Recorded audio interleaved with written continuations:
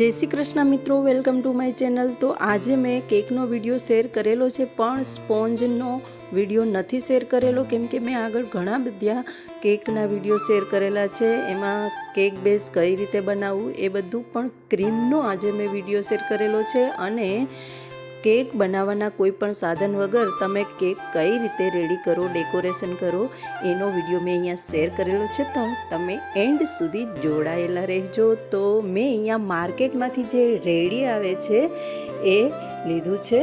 Sweet આવે છે, આમાં સુગર આપણે એડ કરવાની જરૂર નથી પડતી, એકદમ મીઠું જ આવે છે।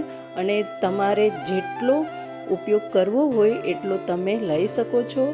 અને પછી આને પેક કરી અને ફ્રીઝરમાં લાંબા સમય સુધી સ્ટોર કરી શકો છો, 2-4 મહિના। જો કે આમાં તો 1 યરની ગેરંટી આપેલી હોય છે, ખરાબ નથી થતું। અને પછી આપણે જેટલું જોઈએ એટલું આ રીતે કોઈ એક બાઉલમાં કાઢી અને આપણે એને વ્હીપ ક્રીમ તૈયાર કરવાની હોય છે। તમે જોઈ શકો છો કે કેટલી ઇઝીલી આ બીટરની મદદથી ક્રીમ તૈયાર થાય છે। તમે બ્લેન્ડરથી કરી શકો છો, પણ એનાથી થોડીક વધારે વાર લાગે છે અને બ્લેન્ડર ફટાફટ તપી પણ જાય છે।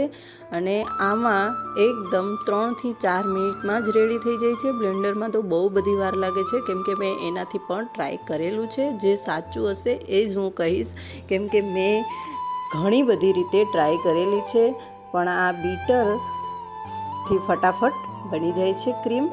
જો તમે રેગ્યુલર કેક બનાવતા હોય તો આ બીટર લઈ લેવું જોઈએ, એ વધારે મોંઘું નથી આવતું। મારે કંઈક 350 કે 400માં એમ કંઈક આવી ગયું હતું। તો તમે જોઈ શકો છો, હજી આપણી ક્રીમ નથી બની, પણ હું તમને બતાવું। આ રીતે ચમચામાંથી પડી જતી હોય તો ક્રીમ આપણી તૈયાર થઈ નથી, હજી આપણે એને થોડીક વાર માટે બીટ કરવી પડે એમ છે, 1 થી 2 મિનિટ માટે। પણ આ સમયે આપણે થોડુંક એવું વેનીલા એસેન્સ એડ કરી દઈશું। એ ઓપ્શનલ છે, કેમ કે ક્રીમનો ટેસ્ટ એમણે પણ સારો જ છે, પણ મારે ફ્લેવર નાખવી હતી એટલે મેં થોડુંક એવું વેનીલા એસેન્સ નાખેલું છે। પછી ફરી આપણે બીટ કરતા રહીશું। અને આ બીટરને એક જગ્યાએ જ નથી ફેરવવાનું, આ રીતે તમે જોઈ શકો છો કે બધી બાજુ આપણે ફેરવવાનું છે। અને હવે એમાં તમે જોઈ શકો છો કે લેયર પણ દેખાય છે, એટલે આપણી ક્રીમ બનવામાં જરા પણ વાર નથી, મોસ્ટ ઓફ બની ગઈ છે।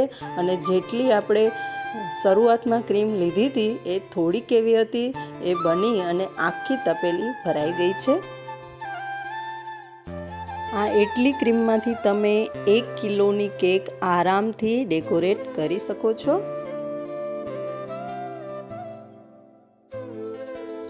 તો તમે જોઈ શકો છો કે એકદમ સરસ મજાની ક્રીમ રેડી થઈ ગઈ છે અને એકદમ ફ્લફી તૈયાર થઈ છે। તો આપણી ક્રીમ બની છે કે નહીં એના માટે તમે જોઈ શકો છો કે મેં આ સ્પેચુલામાં લીધી છે, તમે એને જબરદસ્તી પાડો તો જ એ તપેલામાં પડે છે, બાકી પડતી નથી, તમે જોઈ શકો છો। અને આપણી ક્રીમ હવે પરફેક્ટ રેડી થઈ ગઈ છે ડેકોરેશન માટે। ઘણા બધા અમૂલની ફ્રેશ ક્રીમમાંથી પણ આ વ્હીપ ક્રીમ બનાવતા હોય છે, પણ મેં એકવાર ટ્રાય કરી છે, મારાથી નથી બની, ખબર નહીં એનાથી તો કેમ બનતી હોય, કેમ કે એમાંથી તો તમે વધારે વાર એને બીટ કરો તો માખણ રિલીઝ થાય છે, અથવા તો કાંઈ થતું જ નથી, લિક્વિડ જેવું થતું જાય છે। મેં એકવાર ટ્રાય કરી છે, એમાં બહુ બધો સમય બગાડ્યો હતો મેં, પણ ક્રીમ નહોતી બની એ મને ખબર છે, પણ માખણમાંથી મેં બનાવી હતી એ બની જાય છે।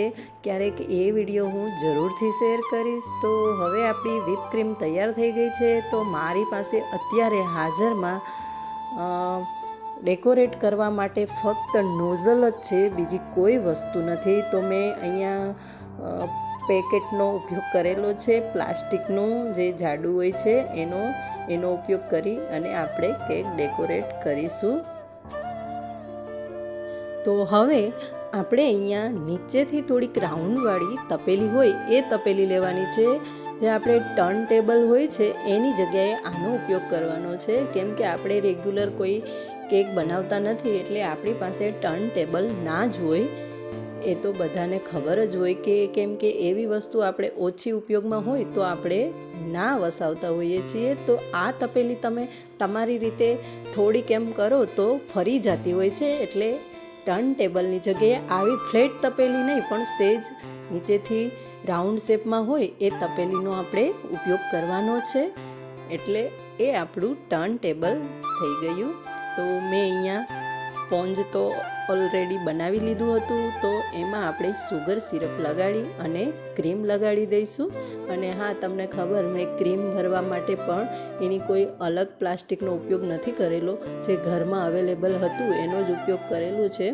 થોડુંક આડાઅવડું થાય તો વાંધો નહીં, પણ કેક તૈયાર થઈ જાય એ ફાઇનલ છે. કેમ કે ઘણીવાર આપણે વિડીયો જોઈ અને આવી બધી વસ્તુ જોઈને જ ડરી જઈએ કે હાલો ભાઈ આવું તો કંઈ છે નહીં, એટલે આપણે હવે કેક બનાવવાનું છોડી દઈએ. પણ નહીં, બધી વસ્તુ તમને ઘરમાંથી જ મળી રહેશે. અને હા, મારી પાસે આ જે તમને છરી જેવું દેખાય છે એવી નાની મોટી વસ્તુ છે, એટલે એનો હું ઉપયોગ કરું છું. બાકી એની જગ્યાએ તમે ચપ્પુનો પણ ઉપયોગ કરી શકો છો. આ રીતનું લીસું હોય અને થોડુંક મોટું હોય તો એનો ઉપયોગ પણ કરી શકો છો. કેમ કે હું પણ પહેલાં એનો જ ઉપયોગ કરતી હતી. આ તો મેં હમણાં જ લીધું છે. તમે ઘણા બધા વિડીયો જોતા હશો કે એમાં તો ફટાફટ એકદમ લીસી બની જાય. ના, એવું નથી, આવી જ બનતી હોય. પછી લાસ્ટમાં જે બધું સારી રીતે બનાવતા હોય છે, પણ જે ખરાબ પાર્ટ હોય એ મારી જેમ બધા ના આવવા દેતા હોય. પણ હું તમને પૂરો વિડીયો બતાવું. કેમ કે તમે જ્યારે બનાવો ત્યારે તમને એવું ન લાગે કે અમારે તો આવી થઈ, પહેલાં વિડીયામાં તો આવું નહોતું. પણ ના, બધીને એવી જ થતી હોય છે. એમાં કોઈ ટેન્શન લેવાની જરૂર નથી. અને બીજો જુગાડ આપણો છે, આપણે કેકને સારી રીતે એકદમ લીસી બનાવી હોય તો મેં અહીંયા વેસ્ટેજ ATM કાર્ડ છે ભાઈ, ક્યાંક તમે સાચું લઈને ના માંડી પડતા. મેં આ જે વેસ્ટેજ હતું એ ATM કાર્ડનો ઉપયોગ કરેલો છે અને એનાથી બહુ મસ્ત એકદમ સરસ મજાની લીસી બની ગઈ હતી.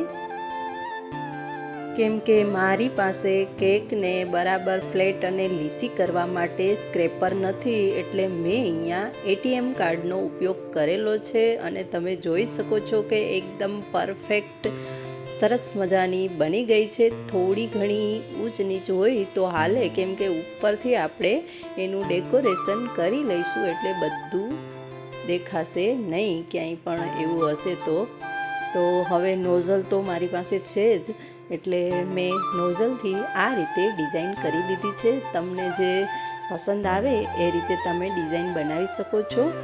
અને હા, બીજી વસ્તુ એ કે તમે જ્યારે કેકનું ડેકોરેશન કરતા હોય અને જેટલી ક્રીમ તમારે જોતી હોય એટલી જ લઈ અને ફરી પાછી ફ્રીજમાં રાખી દેવાની. બાકી થોડીક લૂઝ થઈ જશે, એટલે તમારે ફરી પાછી બીટ ના કરવી પડે. એના માટે તમારે ફ્રીજમાં રાખી દેવાની. તો તમને મારા આ બધા આઈડિયા કેવા લાગ્યા એ મને જરૂરથી જણાવજો.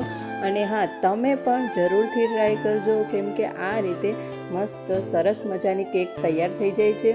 અને હા, આપણે ક્યાંય વેચવા નથી જ આવી, આપણે ઘરે જ ખાવાની છે. એટલે થોડુંક આડાવડું થાય તો કોઈ ટેન્શન લેવાનું નહીં, પણ પ્રેક્ટિસ જરૂર થાય છે જો તમને શોખ હોય તો. એમ તો કેક બનાવવામાં થોડાક વાસણો અને પ્લેટફોર્મ પણ વધારે ગંદુ થાય છે, એ પણ તમને જણાવી દઉં. એટલે જોકે બનાવવાનો શોખ હોય તો કાંઈ નડતું નથી, એ બધું આપણે સાફ કરી લેવાનું. પણ કમસે કમ હેલ્ધી તો ખરી, અને ઇંગ્લિશ પણ, અને ગળું ખરાબ નહીં થાય એ ગેરંટી છે. કેમ કે આપણે ઘરે બનાવીએ તો બધું એકદમ હાઇજેનિક હોય છે. તો મારો આ વિડીયો તમને જો પસંદ આવ્યો હોય તો શેર જરૂરથી કરજો. તો હવે પછી મળીશું નેક્સ્ટ વિડીયોમાં. ત્યાં સુધી આવજો.